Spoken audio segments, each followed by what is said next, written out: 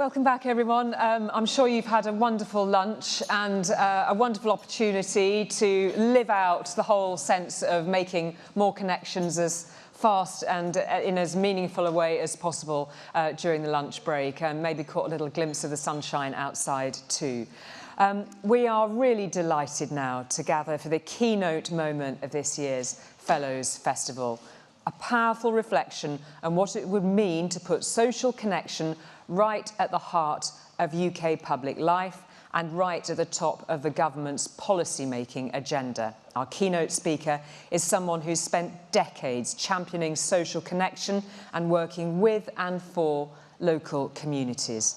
Former Labour MP and Minister for Social Exclusion in the Blair government, Baroness Hilary Armstrong is a life peer who serves as chair of the Independent Commission on Neighbourhoods, and in January this year was appointed by the current government as the founding chair of its Digital Inclusion Action Committee. We are all dying to hear what she has to say. Please welcome Baroness Hilary Armstrong.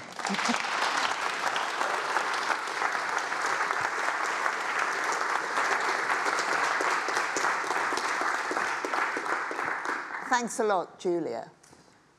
I come to this from a long history. You can see I'm getting on. Oh, I'm not supposed to do that with a microphone. I'm getting on a bit. I've been working at this for a long, long time. And I'm going to give you some of the reflections from that, but also some of the work that I'm now engaged in. I hope you can hear I don't come from London. I'm married to somebody who does, so I sort of know a bit about London. But I come from the northeast of England.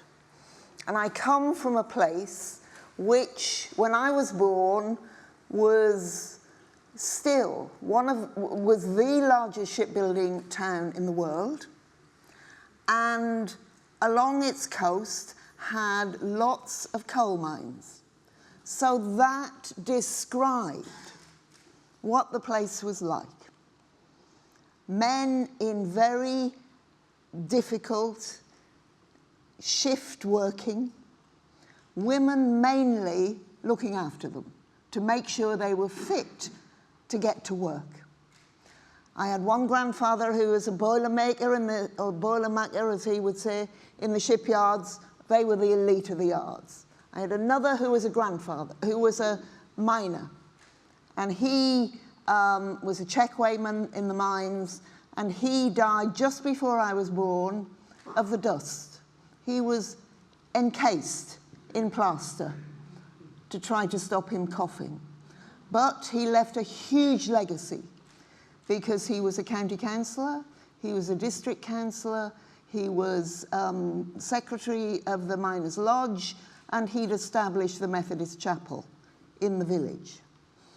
So that was what my heritage was. Men who had been working in hard labour, women who'd been supporting them. Both my mum and dad became school teachers because that was seen as the way forward for that generation. But it meant that we had connections in so many worlds. In the labour movement, my dad was a local councillor.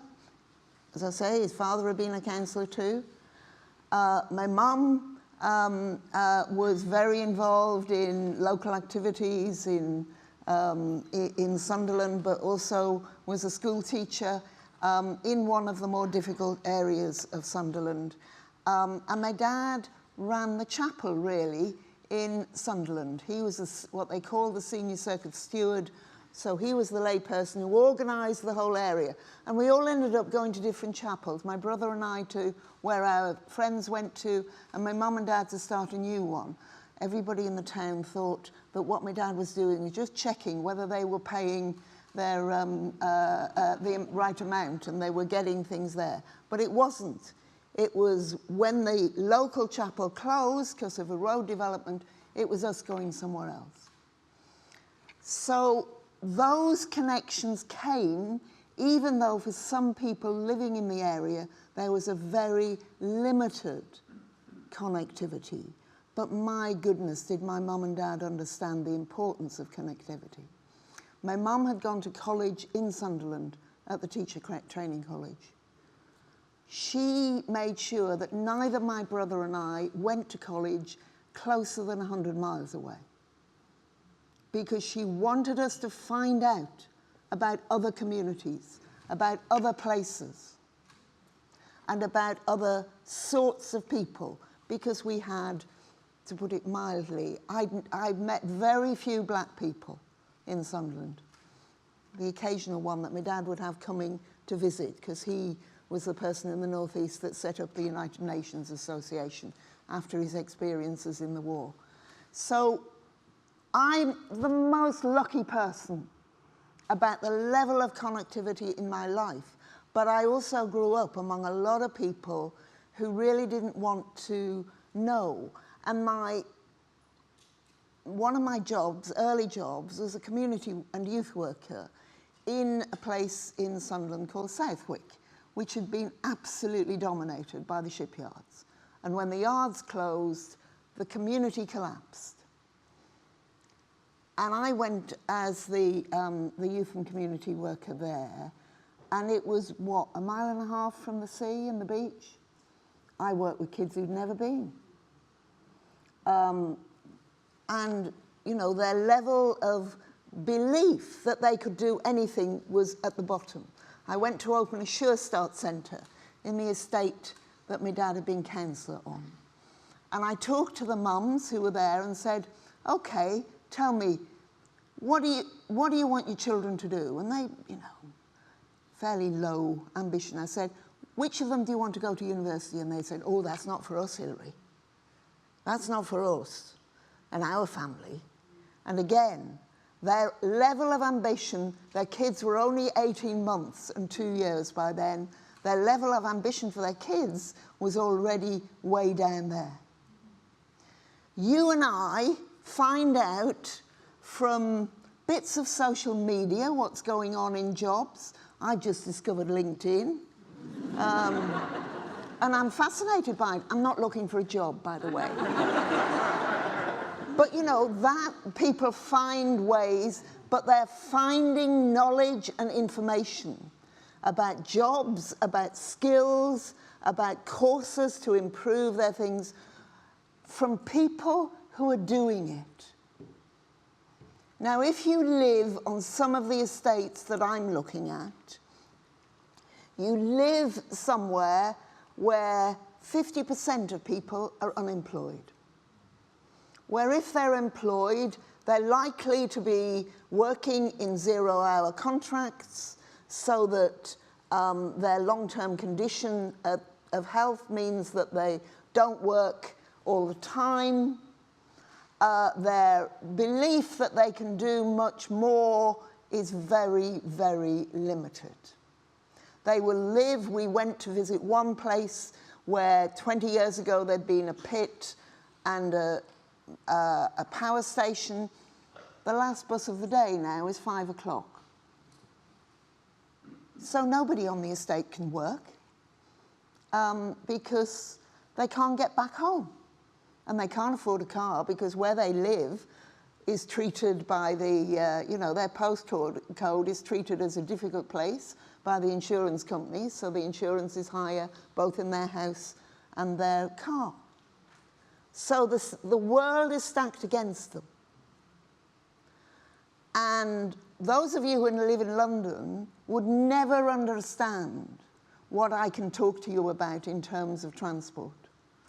I was told recently, and I'm getting the DWP to do something about it, about a young man who had left care and was looked after by a caring organisation who placed him in a property in a village, which is about 8 miles and 3 buses from the job centre.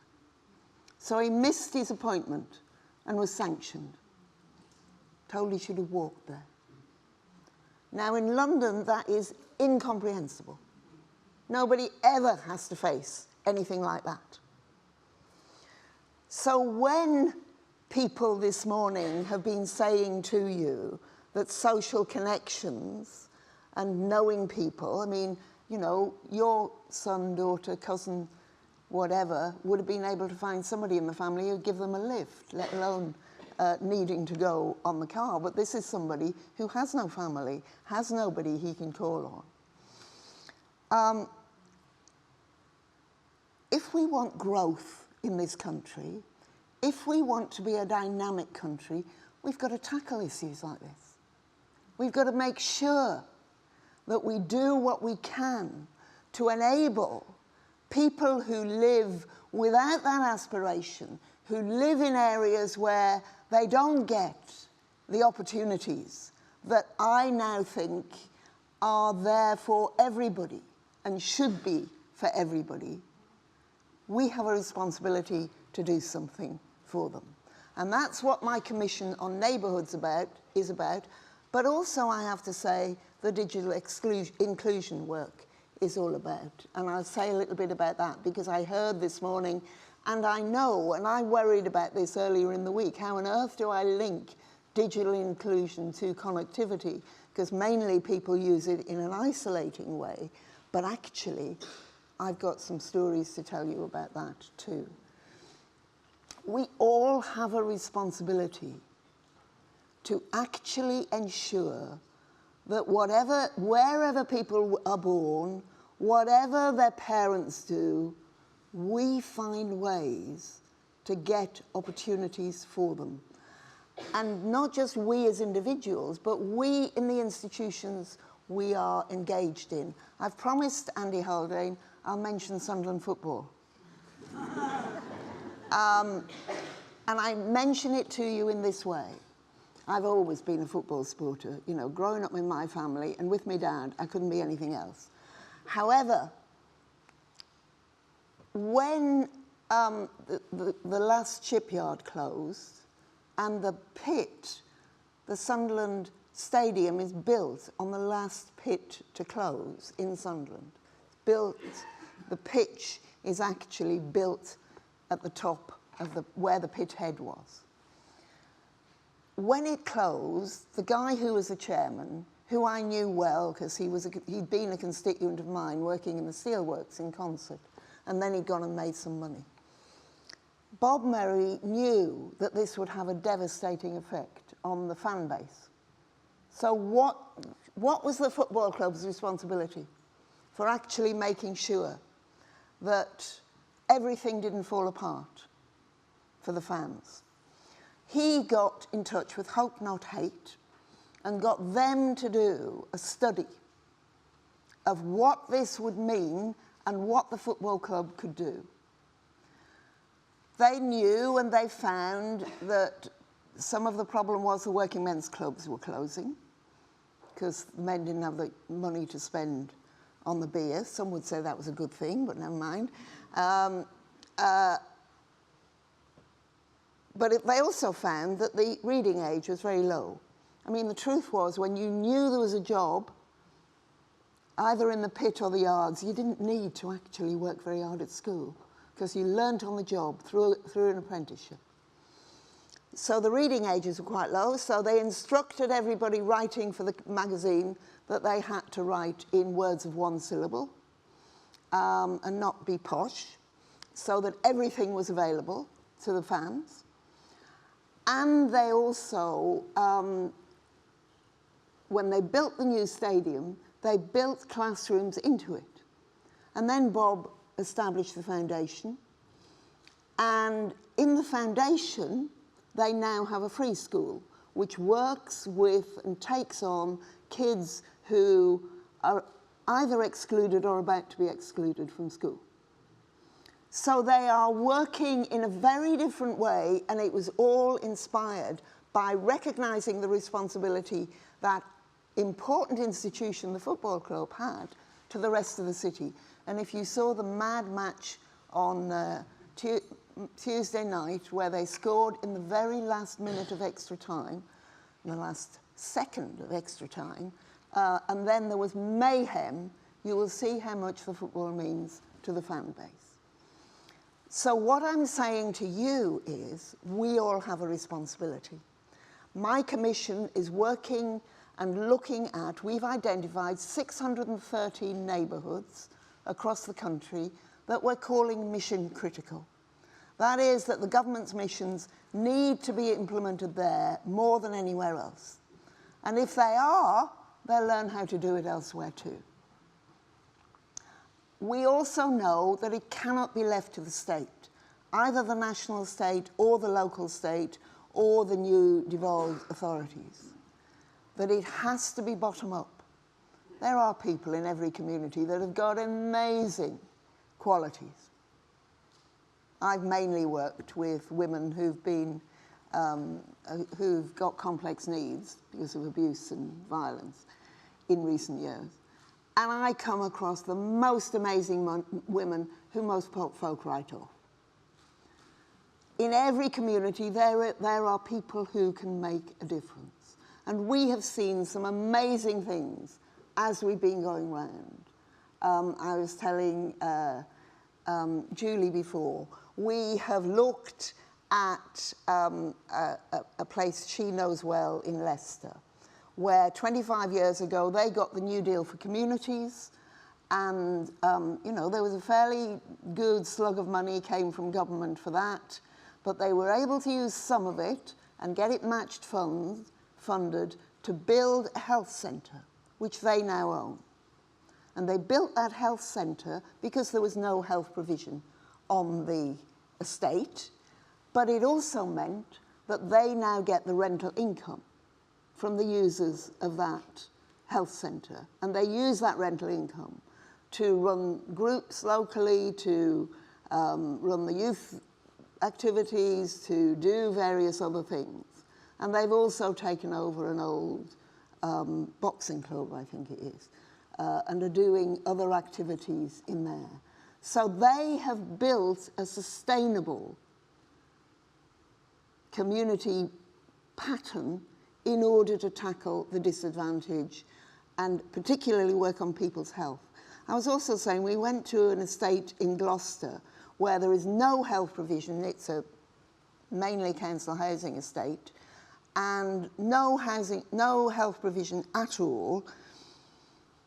And the Gloucester organisation approached the government in 2006 and the Transport Minister about a motorway running through, I think it's the M3. And it had gone through some farmers' fields, and he had a field that he couldn't use anymore because the motorway was down the middle of it. And he was prepared to sell that field. The service station was the obvious option. And so the minister worked with the Highways Association to enable this group to take over the service station. And they tell me it is now the best service station in the country, and it is fantastic. It is beautiful. 1% of everything that is taken goes back into that estate to work on issues that they need working on. So they've now got a pharmacy on the estate. They are just completing a small health centre, which, a small activities centre, physical leisure centre, which is health-based, so that people can do activities over the week that are health-related. And that is because they've got sustainable assets that they can build on. So there's lots to do, and we all have a responsibility to be part of it. We know that loneliness is a real problem. You've had the figures. The US Surgeon General said lately that it's as deadly as smoking for reducing your life expectancy. You know, children, we are still trying to work out what happened during COVID in terms of their connectivity. But when I was doing the social exclusion work before, in 2006-07, I came across a programme of parenting that they used in Wales and that they persuaded every Sure Start in Wales to use.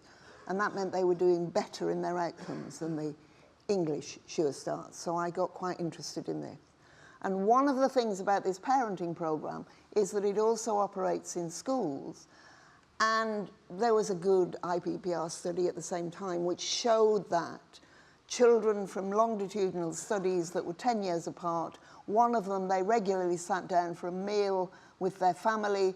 The next generation, 10 years later, they didn't, because they were on their computers or whatever. And they didn't know how to communicate with other people and with adults. And what this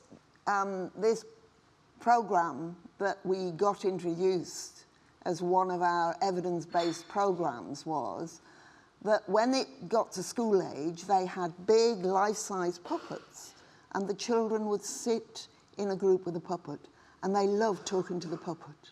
And then the teacher would have been trained how to actually move that to looking at the person when you're talking and getting that connection. So this is pre-COVID as well as, and it means that after COVID, we've got to look at these things even more carefully. I've got lots of stories. I decided to talk with you today in stories rather than giving you the facts and figures, because you probably know the facts and figures, and you certainly had some of them this morning. But the reality is, both in the neighbourhoods work, we see how important this is, but also the digital inclusion. I went to Newham on Thursday morning. I was in Wigan yesterday, I was in Newham on Thursday morning, and they brought together people from around the country as well as getting me to talk to people locally. And there were over 20 people in a class just learning the very basics about switching a computer on, about how to get into emails, how to get an email address, very basic stuff. And the stories that came from the people around the table were so moving. Many of them were migrants who didn't have good English, and this was one of the ways they were practicing their English. But also coming there, they were able to meet other people, and all of them said that was the most important thing about the Digital Inclusion Hub, that they could come together and meet other people. And they were learning things then that enabled them to get engaged with public services. So one mother talked about, because she got, as part of the program, a device, I think an old laptop, and she got Wi-Fi access.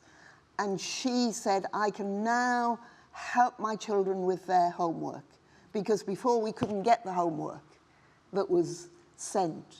And I certainly couldn't help them out with it. And I can talk to the teachers by email now.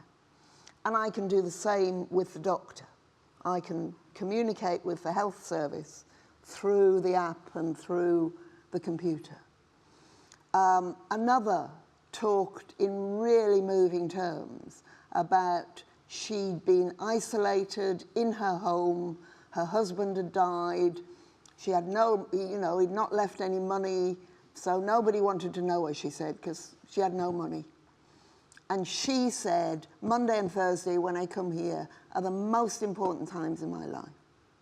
But she too was getting access, and she told me about a friend who lived nearby who she'd taken her device to, her iPad, I think it was certainly a tablet of some sort.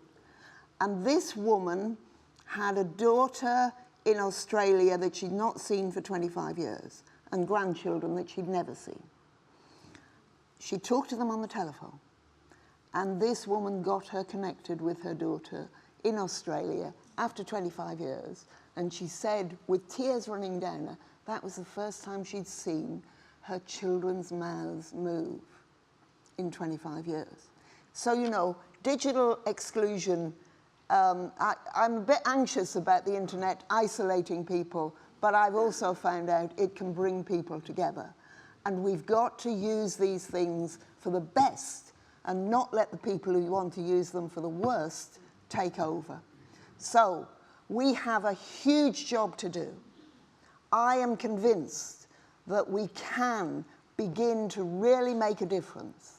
We can begin to see neighbourhoods, towns, areas that have been left behind. I could say a lot about that. But we have to start with the people. And we have to give them a say in what needs to be built, in what it needs to be doing. And if we, the state, think we know the answers, we'll end up with it not working again. So we have to work with people where they are, whatever is happening to them, and we have to make sure that we give them the means, the teaching, the learning, so that they can take hold of it and change the opportunities in their community. And let me tell you, that will make a difference to all of us, because it will mean our country can prosper and we can live together more happily. Thank you.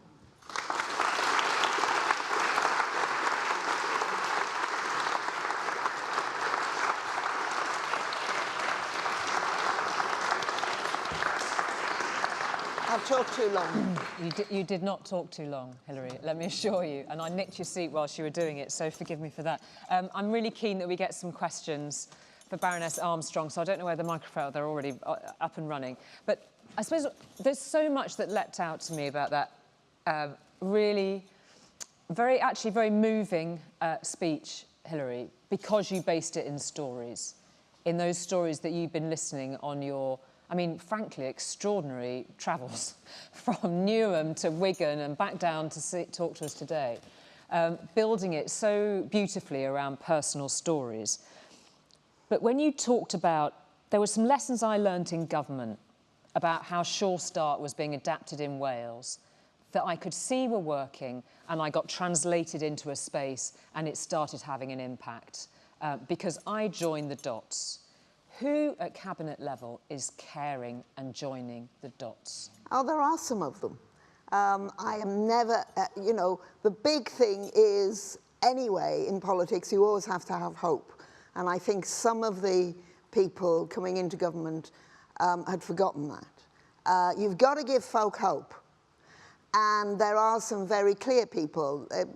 Pete in DSIT joins the dots all the time, but then he worked with me as my SPAD. He learned at my knee when I was doing social exclusion, which is why I'm doing the digital inclusion job, because he learned that that's what you have to do. I actually do think getting rid of Sure Start was one of the most stupid decisions that was ever made in this country. And that's the other thing I should have said. These stories about groups finding ways of making money is because you've got to have programs that are sustainable and long-term. You cannot do this in 4 to 5 years. But you've got to lay the groundwork. You've got to get the stuff in to actually make sure that over the years it can be sustained and can make a real change. And we introduced some, I got obsessed with evidence-based work, I can tell you. And I'm now trying to persuade the government to reintroduce evidence-based work. I just don't think we got time to, you know, let every flower bloom and try and work out what's working and what isn't. We know what works, let's get on with it. And there are some cabinet members who understand that very well, and I make sure they do. I'm sure you hold that, I'm sure, quite sure. I'm quite sure you hold plenty of feet to plenty of fires, Hilary. But there have been so many efforts in this area.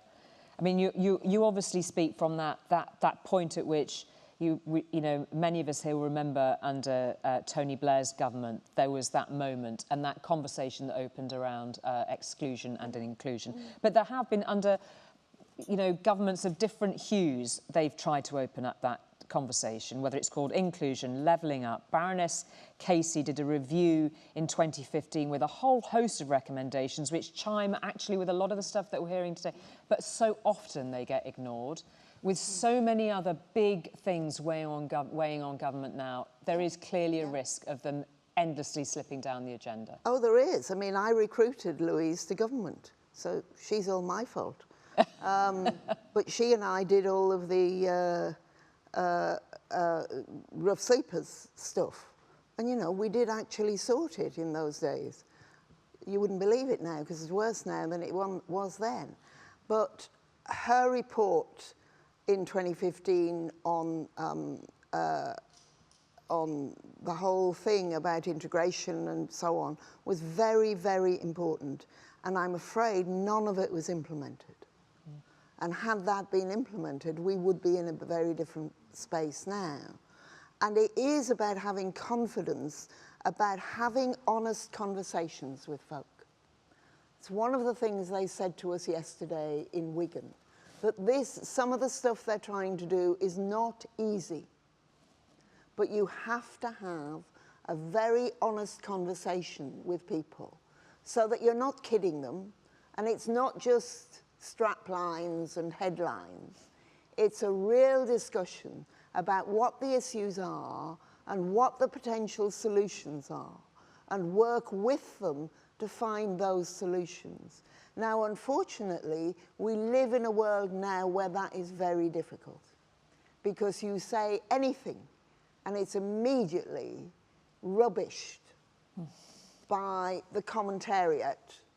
You know, I'm not just blaming the press, social media. I had a dreadful story this week about a town in the northeast where they are really working hard together to improve the town centre, where the council have been doing what most people think is quite a good job. The business improvement district of the shop owners and the business owners around the town centre have been part of it, and they're really pleased with what's going on. There's a guy running a Facebook page attacking it, and he therefore solicits a whole series of negative views. And they went to see him from the Business Improvement District and said, can you not, is there anything we can do to persuade you to stop doing this? And he said, yeah, you can give me £3,000 a month. He said, I make money from that because I get payments from Facebook's advertisers. Fascinating, fascinating. So, you know, there are things that we have to have a conversation about.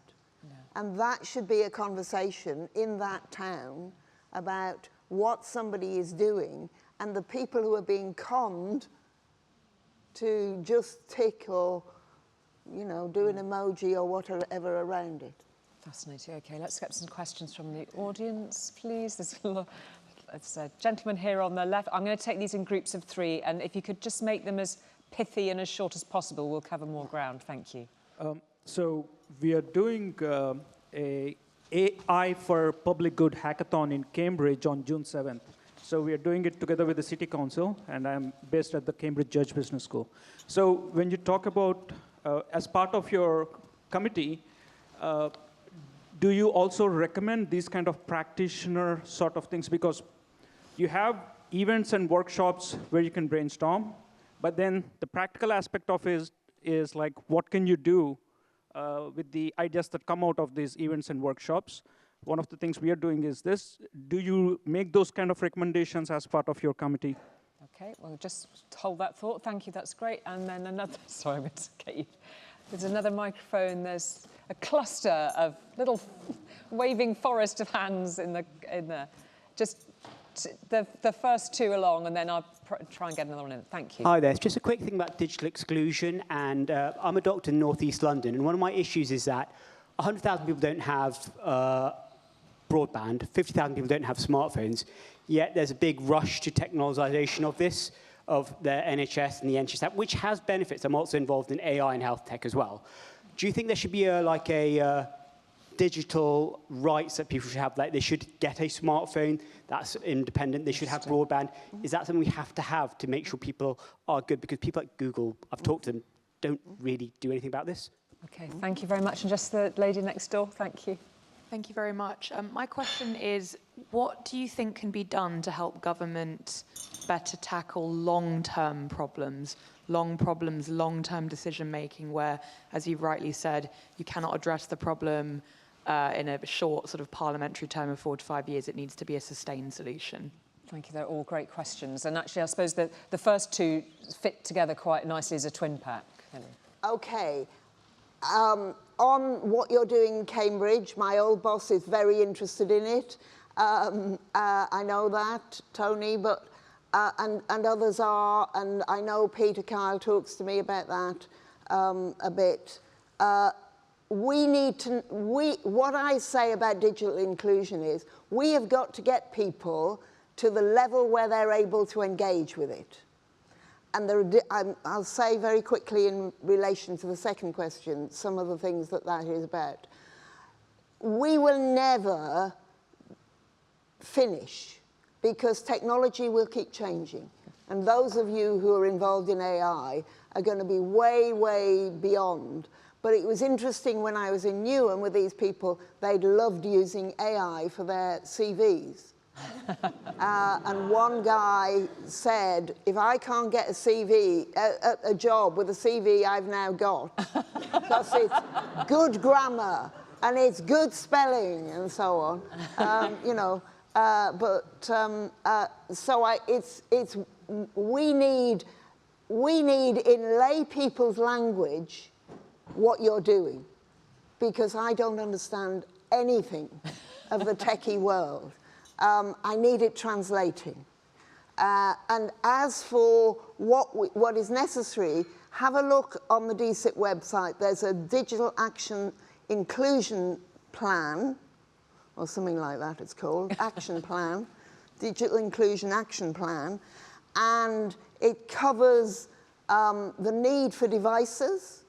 We've now got 2 departments committed to giving their devices over. I'm wanting to have every government department commit to any of their old devices to be given to the bank that will, I don't mean financial bank, I mean the charity that has a system of repurposing them. We will for the NHS, if you have someone who needs to keep their blood monitored for you, they will get a special device which relates to that. I'm not going to allow anybody in the NHS to use people won't do this if it's digital as an excuse. Does that mean we've got to get we've got to get everybody able to participate. But I thought one of the things that leapt out to me there is this notion of having digital rights to an access to a smartphone. I thought was a really interesting point. We are working on that. There are some amazing charities involved, and one of the charities, Good Things, has over 700 hubs in London, and they are bringing out in about next month, in June sometime, a charter for digital rights, which will be very interesting. They based it on the whole stuff about your right to an independent income and the work that the Joseph Rowntree Foundation have done on that.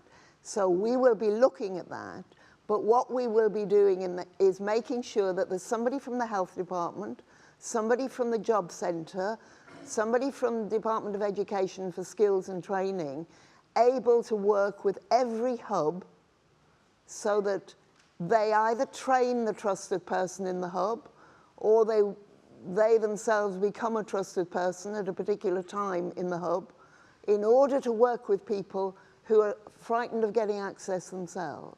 And the question so about we'll the do long all term. of that. And the long term, that is the real challenge. I cannot sit here and say it's going to be straightforward because we live in a democracy. I don't know another better form of governance than democracies. And in a democracy, you have to be able to change your mind. However, we have the basis, and I do think this can be changed a bit, that if the previous lot have done it, you're not allowed to know the detail of why they decided that. You know, the civil service is not allowed to let you see the discussions on that. It takes 30 years for that. And it does tend to mean that, oh, they did it, it was a bit expensive, we'll just get rid of it. We just got to get more grown up than that in our politics. Let's get some and more. have those hard discussions and debates about it. Great, Thank you. Let's get some more questions, because as all I agree with what you said about Sure Start. Gosh, there's a voice coming from somewhere. I can't see where it is. Oh, the microphone's already there. Thank you. Sorry. However, the Americans have also had the same experience with Head Start. Reducing funding in Head Start meant that, and that's where it's been most graphically illustrated. Reducing funding on Head Start meant that many years down the line, more people were going into prison, and you were spending a lot more on imprisoning them. So it's a fool's economics to do that. Which brings me back to an issue that was raised this morning. All this costs money. How are you going to persuade the public to spend more money? Either political party that says it's going to spend more money gets crucified at the elections, but a debate needs to be had. Yeah. Thank you.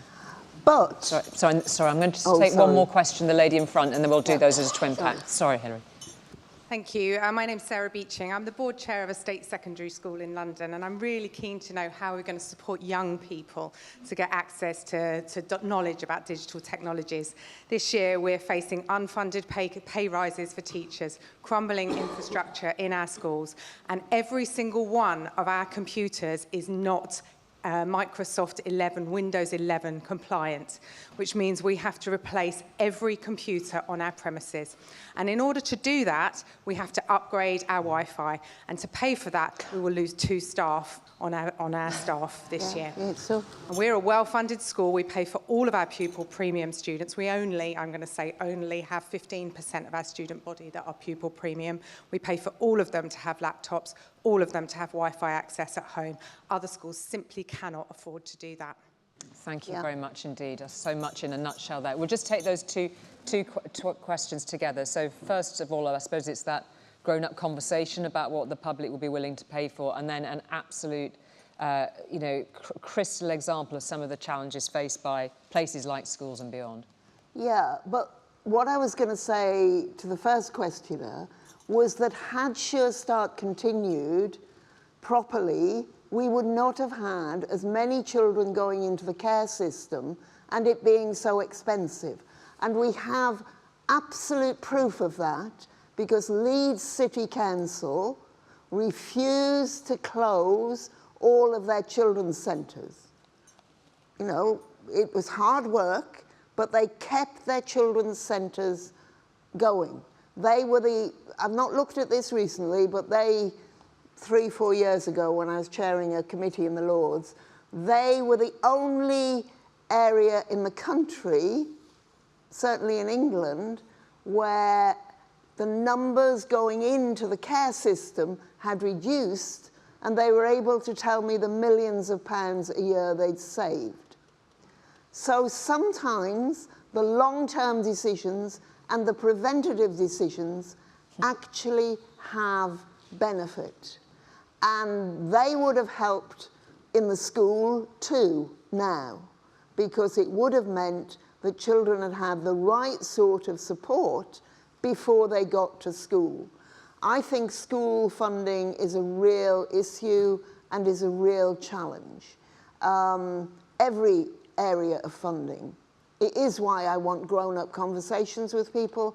It is why I'm quite committed to things like citizens' juries on things like this, where people go through the issues very, very carefully. But that's a lot of hard work for folk. But I suppose it's the disconnect between having these proposals, and I suppose we can go back to the Casey review on that, and the actual hard realities that were just articulated on the ground as to how you balance your budget in a place like a school, even a well-funded school. If suddenly you've got to fund teachers' pay rises out of that budget, then and you can't upgrade your Microsoft, then this goes back to the joined-up thinking too as well, doesn't it? Yes, it does, but it is also about the amount of money we spend as a country and, you know, what bang we get for the buck. And we have to have schools and health. And in health, the big issue is changing the funding flow. I don't know education in this sense, but in health, the money goes into the hospitals, and funding the other programs in primary and in local care is much more difficult. And certainly for some of the good practice at local level, they can't get NHS funding. So I think I'm hoping you'll see something about that in the 10-year plan. We spend a lot of public money. We've got to make sure that public money buys what we want it to buy in the way that is most efficient and does its best by the most disadvantaged. One of my problems is that it is in the most disadvantaged areas that the biggest cuts have been. So in the northeast, which is where I come from, obviously, there was, which has the highest levels of child poverty in the country now, the cuts in local government spending were higher than anywhere else in the country. And that was because everybody thought, because they'd had a fair number of ministers from the northeast in our government, that we'd overfunded the northeast. We hadn't. What we'd done was try to get money to people who were poorer. Okay. But, you know, they had it taken away from them in the last 15 years. I'm always keeping an eye on the clock, obviously, Hilary. Sorry. No, don't apologise. We could listen. I mean, I think also, I'm sure from the other panels that you've listened to, you would say the same. I think maybe 2 very quick questions together. If there are some more to come, is there somebody with a microphone already in their hand there? No. Okay. Well, that gives me a chance to. I'm just scanning to the room, make sure I'm not missing anybody. Okay, let's have a wrap-up thought then, Hilary, on that basis. I think there's a lot for people to think about. What's at stake if your plans for bottom-up, locally led regeneration, reconnection for people is not honoured by this government? What's at stake? Well, I believe some of it will be honoured, but it is a long-term programme. We are now much more divided in terms of rich and poor than we've been in my lifetime. And we have managed in the past to get more people out of poverty and into work and into long-term sustainable jobs. We've always had this residual bit at the bottom. And what's happened is that residual bit has grown in the last decade. And that makes us more divided and unequal than ever before. And that doesn't do any of us any good. And so in the long term, what we need is this recognition in this country that unless we are more equal and have more opportunities for everyone, that actually affects everyone. And the people who've got means need to understand that for their children and their children's children, it's not a long-term sustainable solution to have some people doing fine and the rest not. Baroness Hilary Armstrong, thank you very much indeed. Thank you.